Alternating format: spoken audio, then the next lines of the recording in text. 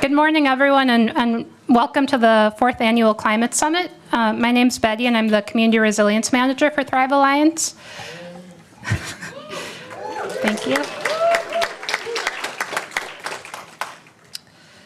So this is the 4th year that Thrive Alliance, Climate Resilient Communities, Nuestra Casa, and Rise South City have all come together to host this event. And I'd really like to take a moment to acknowledge the hard work of the entire planning team, as well as other staff members and volunteers who may not be pictured on the slide, but who have really put in countless hours of work towards the summit.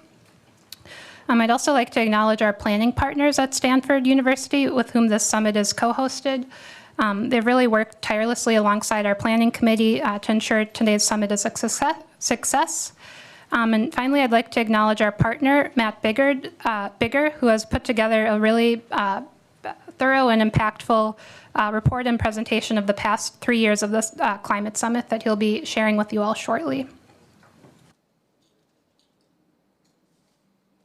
So the theme of this year's summit is sustaining community power in climate action. And to us, community power means the abilities of communities everywhere, regardless of demographics, to really shape the decisions, resources, and policies that affect their daily lives.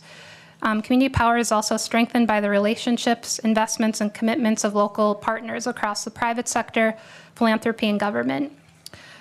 Speaking of government, I'd also like to acknowledge their presence at our summit today. We're really grateful to have representatives from the Office of District 2 Supervisor Noelia Corzo, the Office of District 4 Supervisor Lisa Gauthier, the Office of Congressman Kevin Mullen, and of course, Assemblymember Diane Poppin from the 21st District of California, who will provide opening remarks for our summit. Now, more than ever, we're really reminded of the importance of pouring back into our communities, not just financially, but also through education, capacity building, and volunteering. And I think today's sessions will really illustrate some of the innovative ways that nonprofits have strengthened their communities in the face of a rapidly changing climate, and also remind us that sustaining community power is not separate from climate action, but it really is climate action.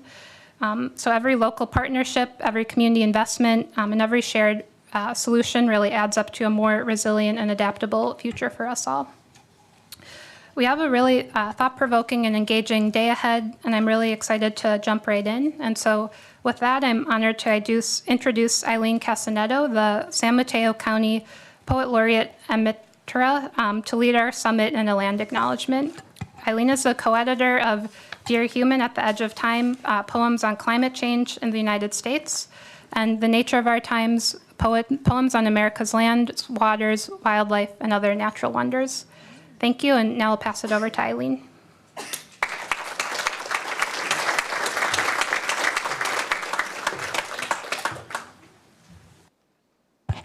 Good morning, everyone. It would be impossible to meaningfully address climate and environmental injustices in our communities, the very purpose of this summit, without acknowledging that we occupy the unceded territory of the Ramaytush Ohlone, whose stewardship of these lands was disrupted by Spanish, Mexican, and American colonization, and whose people experienced genocide and displacement. Climate and environmental injustices that burden so many of our diverse communities today are born of the same systems of exploitation, racism, and domination that aim to dispossess Native peoples of their land, language, and culture. To be for climate justice, equitable climate adaptation, environmental justice, and social justice must mean dismantling systems of domination and investing in healing, returning land, and fostering cultures of respect and reciprocity every single day in every corner of the globe. It also means materially supporting Native peoples and organizations whose land we are on. We're invited to learn about the Association of Ramaytush Ohlone to support them in their work, which ranges from cultural education to ecological restoration, to research and beyond. Thank you all for taking that important moment together as a community.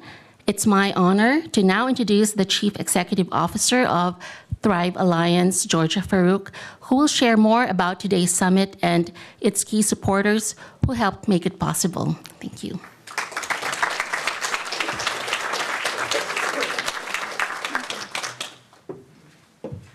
Good morning, everyone. Great to see you all. Again, my name is Georgia Farouk. I'm the CEO of Thrive, the Alliance of Nonprofits for San Mateo County. And I just want to say what a pleasure it is to have Eileen with us today. Eileen, you've been on our mind for the last few years of Climate Summit, given your body of work, which is extraordinary. And we're really excited because Eileen will come back post-lunch, and don't be sleepy, to read some of her poetry for us, selections that are actually inspired by our local communities. So really excited for that. Many of you know the Climate Summit. Raise your hand if you've been to one of our Climate Summits before. Oh my goodness, this is great. It feels like a reunion. And this year, again, we're back here at Stanford University, and we're so grateful for that. As Betty shared, we'll be previewing our new report of the impacts of the last 3 years of the Climate Summit, something I'm personally so excited for. It's incredible to see even a glimpse of all that we have accomplished together. Speaking of Betty, because she's been thanking others, we need to, before the day gets away with us, we need to stop to acknowledge her incredible leadership for this Climate Summit. She has kept us all on track and on task, but even more, she has kept us inspired by her genuine commitment to climate resilience for frontline communities. Thank you, Betty, for authentically leading us to today and through today. So thank you, Betty. There you are. Importantly, and this topic is near and dear to my heart, I want to share that collaboration is alive and well among our region's nonprofits. You might be hearing otherwise. Don't listen to those people. This is the 4th year that this group of 4 wonderful organizations, Climate Resilient Communities, Nuestra Casa, Rise South City, and Thrive Alliance, have come together with passion and purpose to create this meaningful day for you all. Despite the growing challenges in our nonprofit ecosystem during these times, or maybe because of them, we redoubled our commitment to working in partnership this year, a year that it could have been easy to say, no go. A special thanks to all our partner organizations for your trust, which took some time to build over the years, right? And collective mindset, and especially for ensuring that we keep community front and center every step of the way. You hold us all accountable, and we appreciate that. We also want to take a few moments to recognize and thank our wonderful sponsors for today's Climate Summit, and I think I'm in charge of clicking slides here. All right. All right. These are our planning partners. Really want to thank our planning partners here, Megan Sweezy Fogarty, Joanna Jeffs, Aksha and Mani, and Matt Bigger. Also, in addition to our Climate Summit Planning Committee.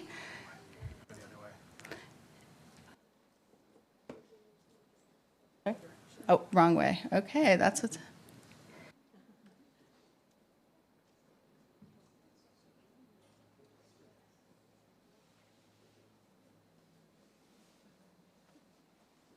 Thank you for your patience, everyone.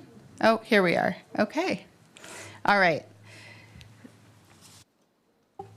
So we also want to take a few moments, and this is really important, to recognize and thank our wonderful sponsors for today's Climate Summit. Each of them believe in centering community to drive change. A huge thank you to Stanford University, our champion level sponsor. A very special thank you also to our ecosystem sponsor, Pacific Gas and Electric. I see some of you here. And our warmest thanks to our community sponsors, Peninsula Clean Energy, Sandhill Foundation, and Stanford Healthcare. Let's go. Yes, right direction. Good. Let's also acknowledge and thank all of our neighbor sponsors, along with our family and friends level sponsors. Each of these sponsors made it possible for us to gather and connect on our local climate resilience work. Please take a moment to thank them when you see them here today. So now I'd like to also share our extra gratitude to Stanford University. We're here in this beautiful campus today, our champion sponsor. As we've shared, this year's Climate Summit is co-presented by Stanford University as an Office of Community Engagement Regional Forum, periodic events that showcase regional collaboration on timely topics and advance Stanford's mission. This year's event is made possible by this champion-level sponsorship by Stanford University through support from all of these schools here that are part of Stanford, the Stanford Door School, the Office of Community Engagement, the Haas Center for Public Service, and the Office of Government Affairs. They have representatives here today. Get to know them. We're so very grateful for the creativity and leadership of your teams and for weaving together this incredible network of support from our Stanford neighbors. And now, we're especially excited to be featuring incredible talent from Stanford in our program today, as you will see this morning and in subsequent sessions. It's now my honor and pleasure to introduce Dr. Chris Field from the Stanford Door School of Sustainability.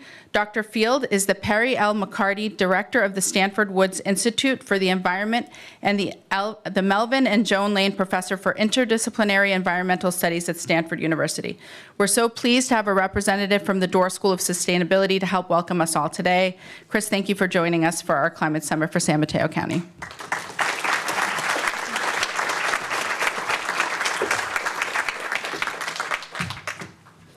Thank you, Georgia, for the wonderful introduction, and congratulations to everyone for making this happen. We at Stanford are thrilled that for the first time in 4 years, the summit is back on Stanford, and we couldn't be more pleased to have this partnership.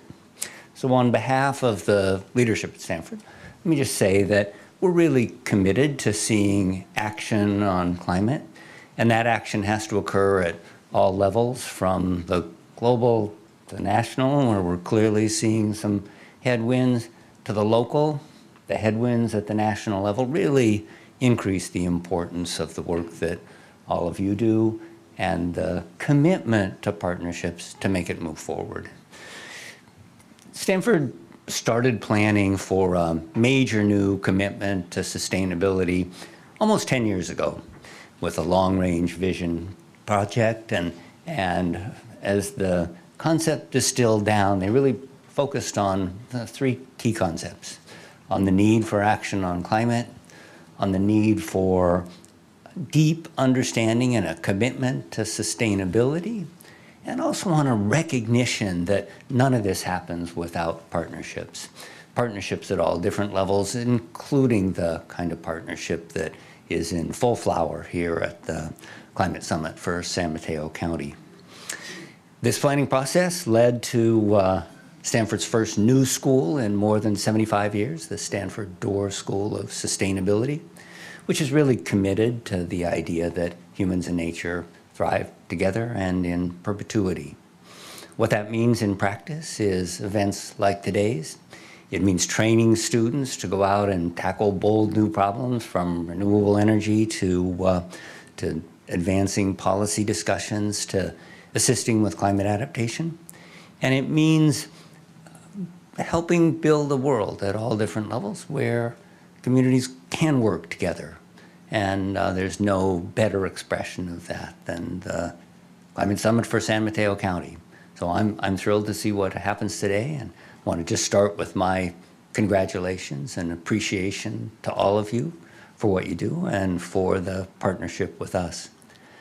And it's now my pleasure to turn the stage over to Assemblymember Diane Pappin, who's long been a passionate advocate for progress on infrastructure, transit, and on climate adaptation.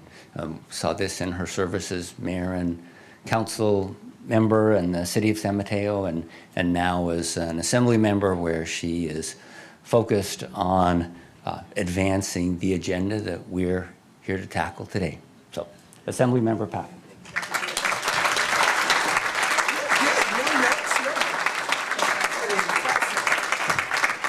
As I sheepishly walk up here with my notes, and Dr. Field has no notes whatsoever. Oh my goodness. Well, I'm delighted to be with you this morning, and I just want to say congratulations to a great convening of policymakers, advocates, community leaders, and I really think that summits like these are so important to a shared response to climate change and to resilience. And San Mateo County really stands on the front lines of these efforts, so I thought I'd spend a little bit of time just kind of sharing with you my experiences as it relates to the endeavors of resilience. And San Mateo County really sits at the intersection of the impacts of climate change. And we've done a lot so far, and there's certainly a lot more to go with a lot more funding needed. But, I started, as Dr. Field mentioned, on the city council, and when FEMA flood maps came out, it became very crystal clear how vulnerable the communities are in San Mateo County. And so we worked very diligently to get as many folks out of the flood zone as we possibly could, which entailed coming up with plans to fund levees and tide gates, culverts, pumps to protect homes, schools, and businesses along the way. And then our county, because it is the most vulnerable county in the state of California to sea level rise, really came together as well. We have in San Mateo County 53 miles exposed along the bay to sea level rise, and then we also have 58 miles along the Pacific Ocean. So there is no place in California that is more vulnerable, and our county was the first county in the state to come up with a district, the One Shoreline District, to help fortify against sea level rise. And most funding really it becomes more readily available when you see cross-jurisdictional projects. And that was a lot of why One Shoreline was created. And it is still lasted by way of cities contributing to its funding. It has no permanent source of funding at this point. But I really think San Mateo County was at the forefront, recognizing how vulnerable we were in creating One Shoreline. And it certainly, because they do multi-jurisdictional projects, made them more competitive for funding and grants and whatnot to help fortify us against sea level rise. And they've worked on the Safer Bay Project, the Burlingame Shoreline Project, and Colma Creek Restoration, just to name a few. So the county really has been at the forefront of trying to be practical and pragmatic about how are we going to tackle resilience, which is imminent, to say the least. And so I sit in Sacramento now, advancing forward to my days in Sacramento. I sit as chair of the Committee of Water, Parks, and Wildlife. And I really sought out that committee because I felt that infrastructure was very, very important to how we make ourselves resilient. And so I was very involved in the climate bond, which I know you will talk later about today. But for purposes of context, I just want you to know that that bond, while it's $10 billion, will not be enough to really satisfy us and what is needed for our resilience. But one of the things that was most important about the bond was that because 40% goes to underserved communities, what does underserved mean and how is it defined? Because underserved in San Mateo County looks very different than it does in Bakersfield or in Fresno. And so one of the things that I really advocated for was that it was based upon the median area income as opposed to the median state income. Because if you lose your house, exactly, if you lose your house in San Mateo County, it's going to look different, but it is still a loss nonetheless. So we made sure that this county would remain competitive because it is going to be based upon area median income as opposed to state median income. In any event, I'm delighted to be with you here today. It's been my honor to serve in California. I've been at the forefront of working on geothermal because I really feel like that is something that is not dependent upon the weather and abundant here in California. And we're going to continue with those resilient efforts in decarbonizing based upon geothermal. So it's sort of been at the forefront of mine. And I just want to say, I just want to congratulate groups like this that convene. It is about communities coming together. We need to fire on all cylinders, and your participation in summits like this are fantastic. So congratulations to you, and thank you for having me.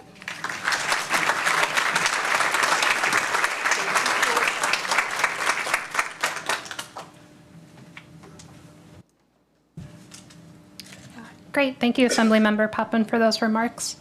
I just wanted to point out really quickly that we do have Spanish language interpretation occurring in the back. If you both wouldn't mind raising your hands. Yep, right back there.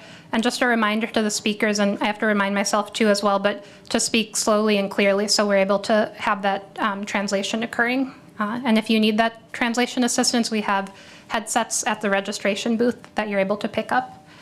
So now I'm excited to introduce Matt Bigger, the principal and founder of Connected to Place, a strategy consulting firm that supports place-based collaboratives, nonprofits, and government. He conducted research at Stanford on behavioral science, systems change, and sustainability, and he also earned his PhD here in education. Matt is the author of the forthcoming book, Connected to Place, Regenerating Nature, Community, and Local Economies Through Systems Change. Matt will be presenting highlights from his report on the past 3 years of the Climate Summit for San Mateo County, alongside Ash McNeely, Executive Director of Sandhill Foundation. Ash leads the foundation in grant-making strategy, special initiatives, and investment planning, and also serves on San Mateo County's United for Youth Steering Committee. Matt and Ash, I'll now pass it to you.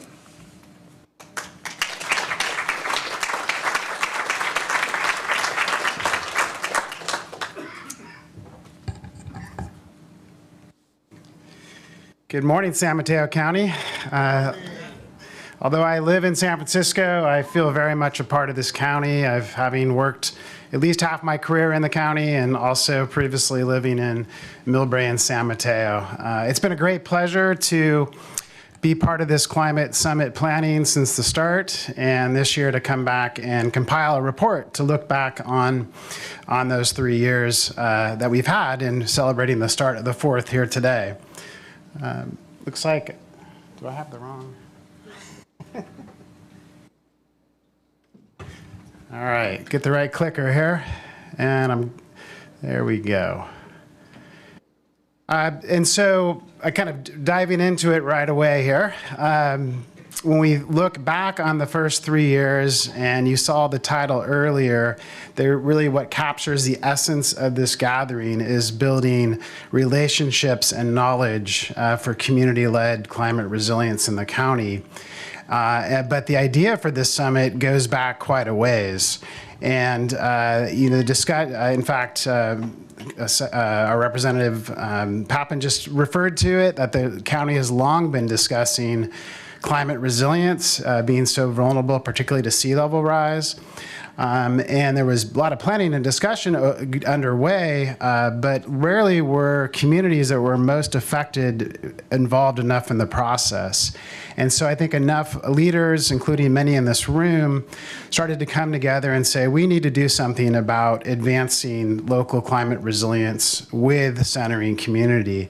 And then that led to, well, how do we start to raise awareness of these bubbling up efforts that are happening in different parts of the county? And how can we fund them to grow them and to have more impact?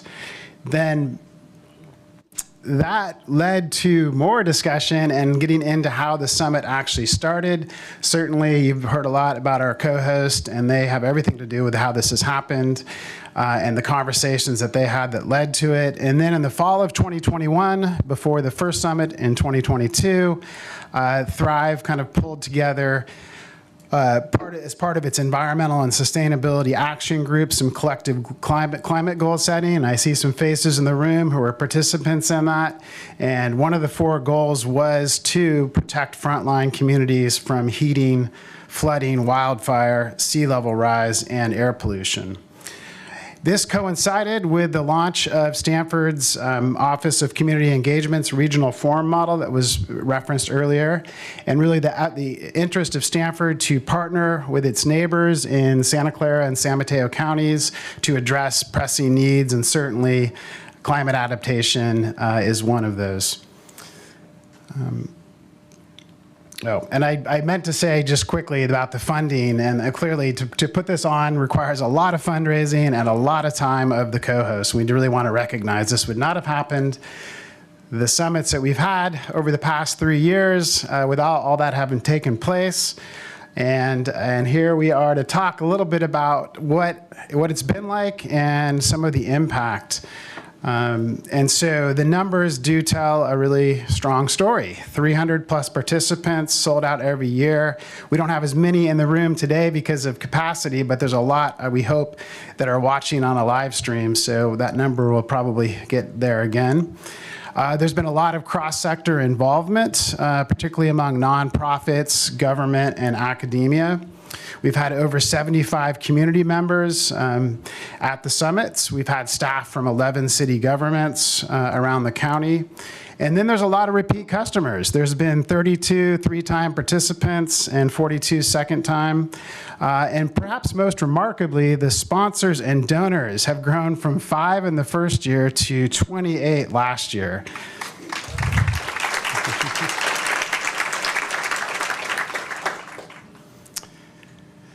Now, the content that's been covered has been very much focused on the overarching community-led climate resilience, but took some time to kind of categorize what those things have been, because we know it's a very complex area. And so there's been things around building power and academic research partnerships, land use and infrastructure, but definitely community being a key part of all these conversations, and youth as well.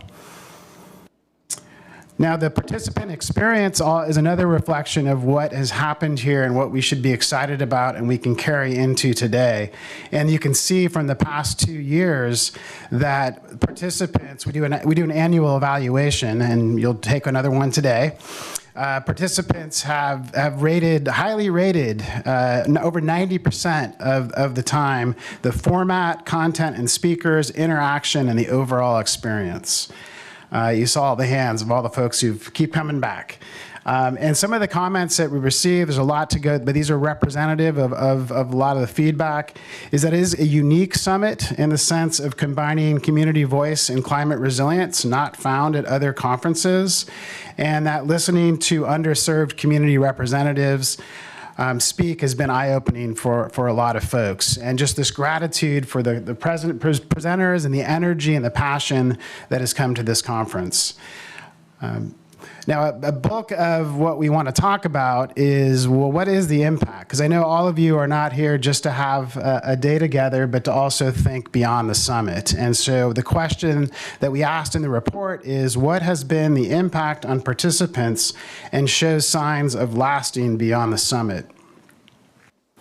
This led to a lot of input through interviews and that I've conducted, and also the evaluations, and all of the responses kind of grouped into 5 different areas that I want to share with you. First one, and it shouldn't be a surprise, is the elevation of community voice. And that CBOs have really are at the center of this, are groups that are listed here on the banner next to me, and have made this all happen. There's been appreciation for the conversations kind of being on the ground and down to earth. And also really striking that balance between centering community voice, but not losing the focus on climate resilience. Secondly, a sense of purpose and unity within and across sectors has been felt at the summit, and something that we hope is carrying on. As one of the respondents said, CBOs, government leaders, funders, community members, and academia in the same space representing work in the county on climate equity. And others go on to talk about how the summit has really been a great space for building partnerships, amplifying the work of others, that things become less siloed, lots of intersecting issues that we're able to talk about. And then even within sectors like the nonprofit sector, many of you are part of that, can be quite competitive when we're going after limited funds. But the spirit at the conference has been much different, one of cooperation, building partnerships, large nonprofits, small nonprofits coming together. Now, that trickled down to relationships that many people have shared in their feedback, and in a couple different ways, they've been strengthened. And so in one sense, relationships with organizations have broadened. And for example, a staff member may come here who's been working with someone from another organization. They meet that organization's colleagues, and now they have a much better understanding of that overall organization and other opportunities to partner. But they've also been deepened, because we know we do so much work on our screens these days. We get to come here in person and meet people who perhaps you've worked with for a while, but it's a different level of conversation. It's a more reflective conversation. And so the power of relationship building has been here alive and well, and the energy for folks to take it beyond the summit has been there, as you can see in the evaluation feedback, where last year, about 90% of people said they intended to follow up with stakeholders that they had met at the summit.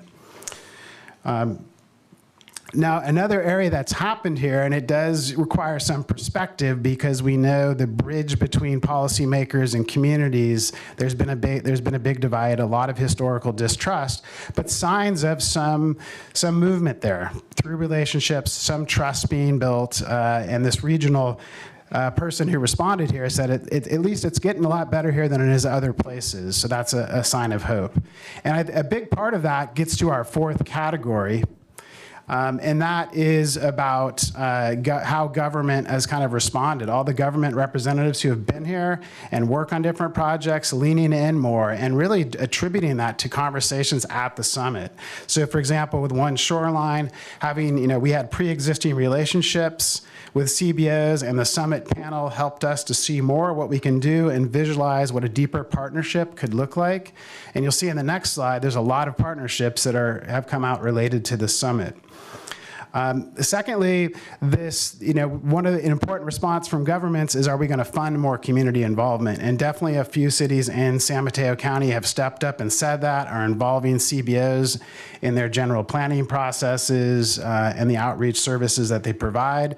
And then finally, with policy development, and maybe perhaps less directly related, but certainly related to our summit themes, the investments in the County Measure K, shifting some towards community-led initiatives and climate resilience. And then even at the federal level with our Congressman Mullen putting forth the Groundwater Rise and Infrastructure Preparedness Act that correlates very strongly with some of the panels that we've had here at the summit itself. So the final category, and again, we're talking about what is the impact and what might last beyond the summit, is the pretty much amazing amount of partnerships that are growing concurrently with the summit. And in some cases, literally catalyzed here, in a lot of cases, kind of advanced and furthered along. I don't have the time to go through all of these, but you have a lot of experts in the room on these partnerships, so I hope you get to learn more about them today. I will, on the catalyst front, I do want to kind of call out one towards the bottom there, and that's the Earth Care Ministry. I see Pastor Vergis over here to my right. She came back very inspired from the first summit, said to her church, we're going to start this ministry. The ministry was soon partnering with Canopy and other organizations and other community faith organizations to do tree plantings, partnering with CRC and others to do restoration work at Cooley Landing. And so, a real catalyst there. And then this is also the last point on the slide here, is how our leaders, our CBO leaders who've presented on panels and also been a part of lots of discussions here, the spotlight has grown, and they've been called to service in the region now. So San Mateo County community leaders are really driving the path for the region on different bodies that are out there around climate adaptation. This leads to the final part of the report, and that is about recommendations, right? After doing an analysis of the experience and what people have said about it, well, where do we go from this? And we wanted to ask a bigger question here, right? How can we increase and sustain the impact of community-led resilience efforts in the county? And to start to think about this question, right, which, is very thematically consistent with everything we've talked about here, but to really challenge ourselves to turn this into impact, I offer a systems change lens to get that discussion going. And we're about to have a table discussion, and so start to think about what your ideas on this are. But to start with, to define, well, when we say systems change, what might, one definition is shifting the conditions that produce and hold societal problems in place. Clearly, climate change and its inequitable impacts are a big societal problem, and one that's hitting hard here in the county. Now, the conditions that hold these kind of problems in place are very complex. But one thing we can always interrogate are some of the key aspects of it, and that would be power, culture, land use, and silos. And just thinking about what are the power structures, what is the culture, what is the land use, what silos are kind of making it really difficult to address this problem in a holistic, powerful way. So when you kind of have that mindset, then we got to think about, well, where can we actually drive this change from? And a lot of answers came in the feedback. So when I gathered all the comments, it kind of became pretty clear that there are catalysts here in the county who can help lead community-led climate resilience in different ways. And this does kind of align with what I think of as systems change catalysts again. And so specifically, and this is what you're going to be discussing at your tables, so a quick preview here, is local government alignment and action, and how can the silos be broken down from different agencies, cities, county, districts, all the entities that have resources, so that resources and power can be built to really do something about this big problem. Secondly, strategic partnerships with community leadership.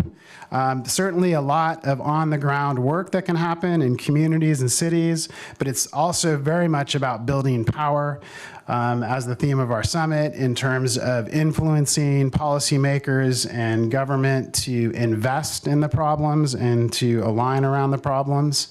And then third is, maybe a little bit more on the culture front, but also building power and also shaping land use is from pre-K, 12 education system all the way up through adults, learning about local climate threats firsthand and how to be good stewards and advocates in communities. That real grassroots piece that education, when we think about education broadly, can really play in this effort.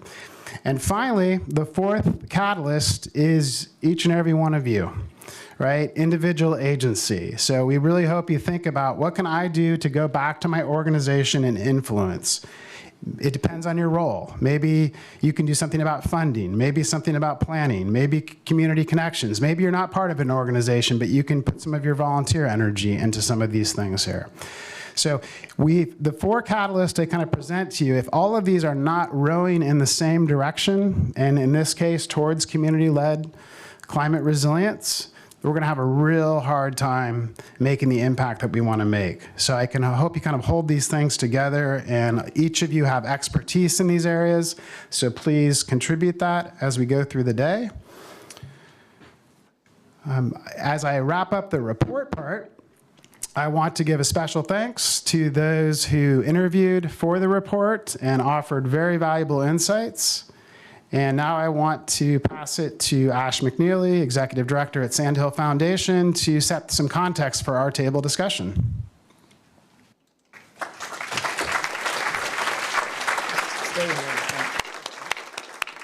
Wow, that was incredible. And as a funder, of course, we always want to know, okay, we sponsor an event, but what is the impact of it? That was so gratifying to hear, and I hope inspiring to all of you as well.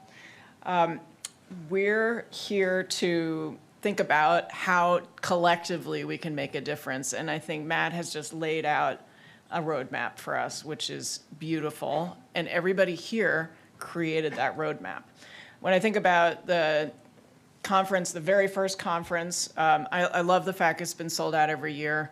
I think we were actually in this room, as I recall, that first conference, so maybe sold out meant a little smaller thing that year, but we were really focused on changes and proposed solutions for climate impacts.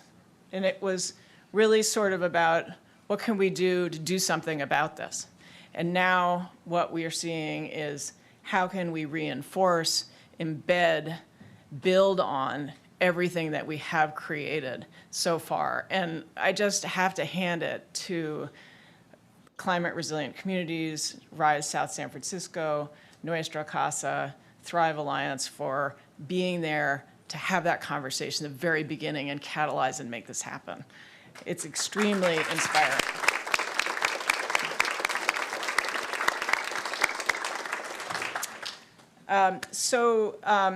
We're going to have some table conversations on those points, and Matt is going to explain how we're going to do that. But I would just say, in closing on this little portion of the day, that we are here to counter division with unity in our community. So let's do it.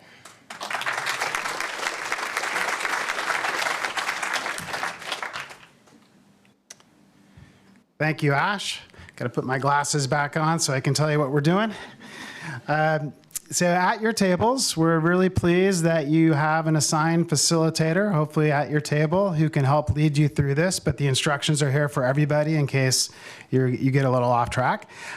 We really do want everyone to have an opportunity to speak at their table during this activity. So you'll go around and do introductions, but you'll also answer the main question at the same time. You tell about your name, your organization, that's all you need to share. And then what are your initial thoughts? No one has anywhere close to a complete answer to this question, but what comes to mind, first of all, when we ask you, how can we increase and sustain the impact of community-led climate resilient efforts in the county? Keep in mind what I presented earlier around local government, alignment and action, strategic partnerships with community leadership, and place-based education. And then in that opening round, because of time, you'll have to make sure we keep to 1 minute each. And we certainly, in the spirit of our theme, having community and CBO voices first, we appreciate. And then if you have some time, we'll let you know a little bit about the time, but maybe you'll have some chance to discuss some of your ideas. Don't expect you'll have a lot of time for that. But at the end, we want to get back to the fourth catalyst, which again is each one of you. And really, if you can share with your facilitator and your table how you can help in any of these areas, or maybe an area that we haven't thought about that you think would provide a different angle on these issues. And we want to save 5 minutes at the end for that. So without further ado, please start talking at your tables.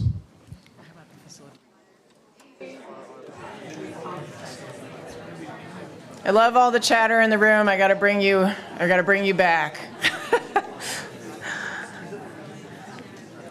All right. I hope that was a fruitful conversation, wide-ranging but well-documented, because we want all of that input, and it's going to keep building what we do going forward. It would be really terrific if a couple tables would be willing to share a little something about what they just talked about. So we have like 0 time, but let's just do it. So do we have a volunteer? Hi, my name is Shadera. I'm with Canopy.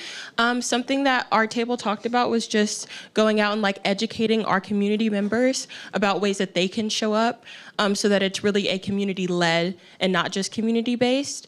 And so we had a bunch of very different examples of how we can do that. Some was working with youth, just different ways that we can educate and show people how they can take care and step up for their community. And be leaders themselves. Wonderful, love it. Deep in the roots. Okay, one other table. Yes, excellent. There we go. Good morning. I'm Sarah Hubbard, Executive Director of Sustainable San Mateo County. We have a lot of people at this table that are engaged with education and really wanted to emphasize the importance of working with students at an early age and getting those kids working throughout the communities and developing those relationships. The challenge of funding was also a common theme. Thank you so much. Duly noted, duly noted. I want to thank the table facilitators who stepped up in the last week to volunteer to be in this role and take all these notes. So thank you, thank you.